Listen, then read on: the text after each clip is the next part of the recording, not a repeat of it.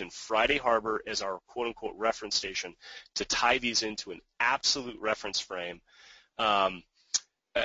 We chose Friday Harbor because it's got a good station located on bedrock on the coast that sits right next to a tide gauge. So it allows us to use the tide gauge data, compare it to other stations, and then we can make an assumption that that continuous GPS station is telling us something directly about the movement of the tide gauge.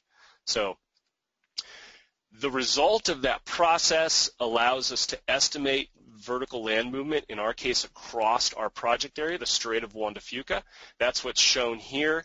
The top is our estimate. The black squares are the estimate from double differencing. And you can see that on the west side of our kind of project area towards a community called Nia Bay, we have pretty rapid rates of uplift, approaching 3 millimeters per year.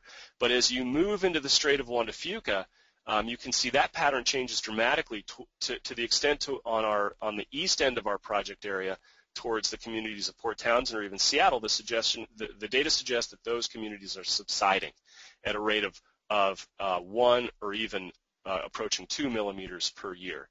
And then I compare it to data from the continuous GPS stations just to assess the confidence that we can assign to these estimates. So anyway, these were the vertical land movement estimates that we incorporated into our projections. And we're presenting them this way this time in table format.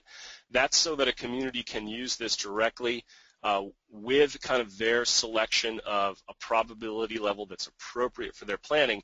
And I highlighted 3 of them in yellow just to show you the influence of that vertical land movement on estimated sea level rise magnitudes in these 3 different communities in our project area spanning east to west. So this really illustrates, hopefully, the importance of doing this at the community scale. You can't really apply some of these regional assessments to these communities because they differ so dramatically